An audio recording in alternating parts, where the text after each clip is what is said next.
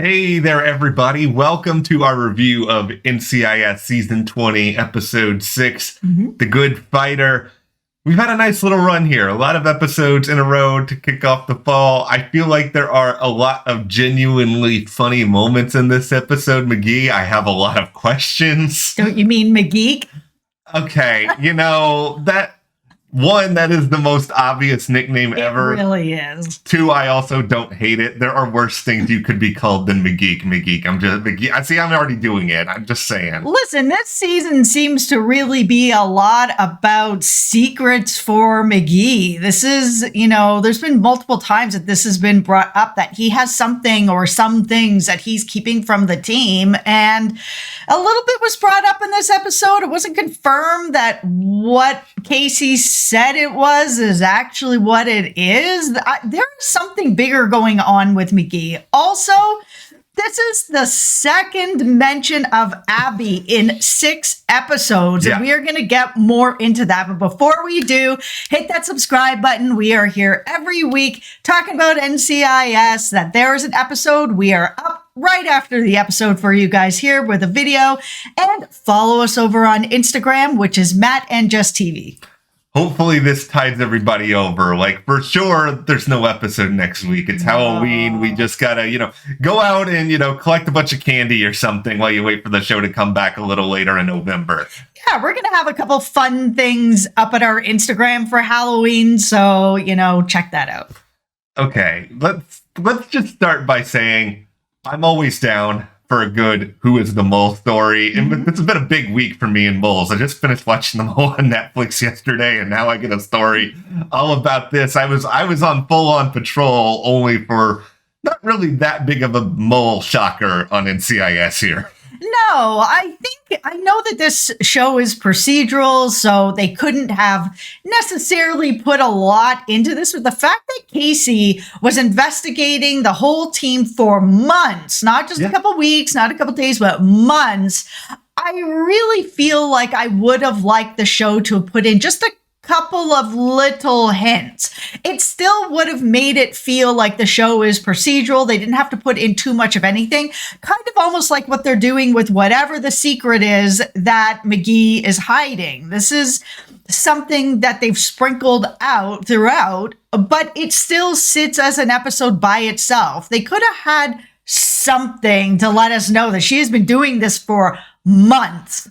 Yeah, after watching this episode, I tried to sit back and think a lot about it and was like, were there any clues and anything? And I mean, you guys can tell us in the comments if you recognize something, because I couldn't come up with anything. I really tried. Yeah, same. So I just think this is something that they're just like, okay, maybe there are clues and moments we didn't see because they only show us so much on this show, right? Yeah, they do like to do a lot of stuff off screen. But I think for this type of a story, if you're going to have Casey undercover for months, I think there just needs to be more. And I also think that it's kind of, the story was really good, but parts of it, I was kind of like, okay, so she's going into her teammates' personal files and stuff like that. I know that she's the person who was cleared, but it felt like, I don't know, kind of a strange setup. And we, of course, learned that the person who brought her in to do this, was the mole and all of that. But there were other people that knew that this was going on and giving her access to her co-workers' personal files. Some of it just felt a little unbelievable. I'm sorry. I think the issues with this episode, I think there's just a few of them. That one's the biggest one to me. There were a lot of leaps that we were sort of expected to take. It also just felt like there's a couple of little continuity things that the show could have done for us, but they really didn't. Like Casey doing some of this MMA training that she's got going on. They could have connected this easily to the episode last season where she thought about getting a weapon and decided against it. It's an easy logical sort of leap to be like, okay, this is how she's protecting herself now. I would have liked just a line or two about all of that. Also, where's Piper? We got this little hint last season that Casey's got something going on in her personal life, and y'all are just and you're not even mentioning it. I'm okay with that. The reason I'm okay with that is because we have another romance going on, and there's just too many office relationships going on, because there's, Casey and Piper, and then we got Jessica and Jimmy, and then there was that weirdness with Parker and, Dr. Gray's. Like, there's too much of this going on that I'm okay with some relationships being off screen. Just give me a line. This is a great transition. I'm very proud of this transition I'm about to make. So if you're going to be willing to mention Abby, you can at least mention Piper. You don't have to give her a scene. Just give her a mention. That was a solid segue. Thank you. All right, there we go. This is my achieving moment of this video. Okay, let's talk about Abby, because PAULEY Perrette in the past has said that she's not coming back to the show. However, it was a very long time ago that she has said that. She hasn't said anything about not coming back to the show in quite a while. I went over to her social media to see if she's said anything different, or if she's doubled down on that to say, I've heard I've been being mentioned on the show. I just want to reiterate, I am not coming back. So just so you guys know, nothing. There's been nothing about that. Now, I'm not saying that she'd be coming back in her role as like full-time in the lab and Casey's out and Abby's in. But could she be coming back for a smaller role, despite some of, what she has said or what she has going on in her personal life or with herself? Could she be coming back for a small arc? I think the door is open, and that's just my feeling on it. She hasn't said that, but her saying nothing makes me feel like there's a possibility, because she has been very vocal in the past to say that she's not coming back. And so why do we have 2 mentions in 6 episodes when we have had no mentions for years? I think there's a couple of things going on here. I think, first and foremost, Steve Binder, the writers, I think they're just like, what, we're 20 seasons in.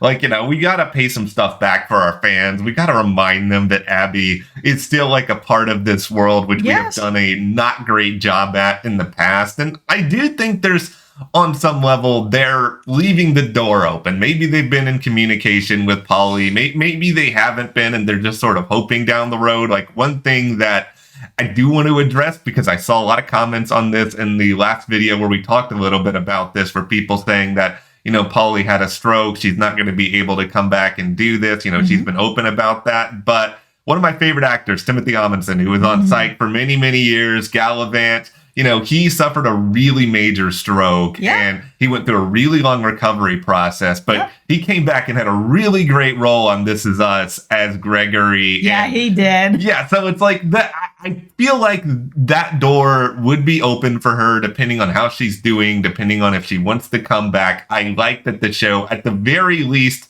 is reminding us she is there. If only they could do that for Tony and Ziva at this point. Yeah, that's the thing. I had seen the comments as well. And my grandfather, before he passed away, had 3 strokes and was able to get through, the healing and the rehabilitation and go back to work 3 times. I'm not saying that that's where PAULEY is or where she's going to be. Hopefully that is where she's going to be. But having a stroke doesn't mean that's the end. She can't do any more work, like you said. It's not the end. Now, there are a couple of funny moments in this episode I do want to just give some applause to. Torres basically saying that Palmer made Casey's machine cry. I feel like for a split second, he actually became Fez from that 70s show when he said that. He delivered it the exact same way he delivers like a lot of Fez's lines. I don't know why. That made me laugh. The song for Prince Charming. That was great. I cannot even begin to express my disappointment that Katrina Law did not film a scene where she was running around and singing that. Oh my God, I would have died. That would have been so good. I guess that NCIS, at times, they're afraid to go like full screwball, because then people will get mad and be like, this show's not supposed to be a comedy. It's just like, just let people have fun a little bit here and there. Yeah. There's laughs in life. It can be a serious show and have a laugh here or there. And I mean, they kind of did that a little bit too with McGee and him ordering these parts for this bear that he's trying to rebuild. But again, Casey saw something in his file and he was very like worried about it. And she kind of brought up something that she thought he was hiding, but it seemed like it was connected again to this bear in this toy shop and stuff like that. But he had already talked about it openly. So I don't think that's what it is. I think she has seen something else, or maybe she passed over something else. It's about sort of the more personal stuff in the file. So is it something medical? Is it something about his personal life? Is it something about his kids? Something about his wife? Like there's something about him moving to another position? Like what is it? It's not just this bear. This bear doesn't feel like something that's that important to be in the file that would like really stick in her mind. It's like you said with Abby, this is the second episode this season where something has been off with McGee. There is like when he had that confession time at the weird bro fantasy football thing, like, and he wouldn't talk about it then either. They better be building up something to be paying off down the road. And I feel like they do like to think a little bit far ahead with some of this stuff. Like, it may not be the first episode back after hiatus, but like maybe February during sweeps after you guys do this big crossover. I don't know. Just give us something here. I think it's going to be a much longer play. And here's my tinfoil hat theory. Right, you guys tell me what your tinfoil hat theories are in the comments of what you think his secret is that he is hiding. I think it's regrets about not taking Gibbs's job or taking a higher up job. We've had him kind of mention it a little bit when he ended up taking over Vance's job, temporarily, and he was feeling really good about that. He mentioned very briefly that he was really worried that if he took over Gibbs's job, that he was going to end up taking away from his family. He was going to basically be the job and have no other life. And he didn't want to do that to his wife. He didn't want to do that to his kids. He didn't want to do that to himself. But working in the director's spot, he realized there is balance. And I think he has seen with Parker, there's also balance. He's not just the job all the time. He has all kinds of other hobbies, bird watching, pastries, his life, his friends. He has a whole bunch of stuff going on. And he's not living that same way that Gibbs did, where Gibbs was like, the job is my whole life. Not happening with Parker.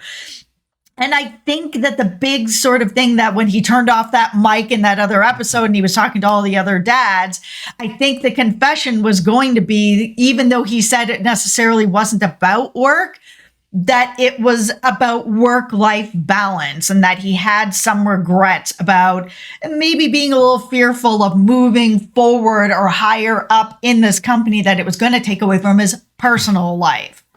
If that's the case, I think there's going to be a really interesting sort of storyline ahead where McGee may want to take this jump forward, but Parker's already taken this job, and then he's obviously very good at Vance's job, but Vance is still there. So what do you do with Vance? Yeah, I mean, it makes me a little worried that they set this up as sort of, is Vance going to be leaving? We know that Rocky does do other things. He is doing directing and a bunch of other things. Is he looking to get more behind the camera and working with the show, but he's going to be doing a lot more sort of directing and behind the camera stuff and fun stuff like that. And he's going to build that part of his career out more. All right. I got a tinfoil hat theory based on all of that. Okay. So here we go. Vance becomes the Secretary of Defense, because it's like Vance gets a promotion, and maybe we don't see Vance every episode if that happens. Maybe that does give Rocky more time to do other stuff, but Secretary of Defense would still spend time with NCIS here and there. It's going to be a part of the portfolio, but then McGee takes that job, and then in doing that, you have a chain of command here still where you'll see McGee answer to somebody, so you'll still kind of get like that dynamic for him. But then you get the dynamic of him being Torres and Parker and Knight's boss, and that could be very fun in its own right. The thing with Sean is Sean has said that he doesn't really have any plans to leave the show. Yeah. He's always kind of been like, some people think the grass is greener to go somewhere else and try something else. I'm not feeling that way. NCIS is my home. I'm really enjoying being here, but he has been on this show for a very long time, decades. So is there sort of a possibility where he's like, I have more money than God at this point. I've made so much money on this show. I feel like the McGee character has gone as far as he can go, being an agent, being a senior agent, that just for his own sort of real personal life, Sean's real personal life, that maybe he's like, I don't want to leave the show. I don't need more money, but I'd like to try a different role that's a little bit less of a role so that I can still be on the show, still enjoy my role as McGee on the show, and have a little more time for my life or to be able to do some other things away from the show. I don't know. He hasn't said anything like that. But the fact that they've sort of been setting up this director thing, it's either long end of the show end game where they're going to promote him to that spot, or maybe something's cooking up for maybe next season. It's all well worth thinking about here. We are only a fraction of the way through this season. There's a lot of time to watch it all play out. But hit that subscribe button so you guys are here with us through it all. Follow us on Instagram, Matt and Jess TV, and we'll see you here next time.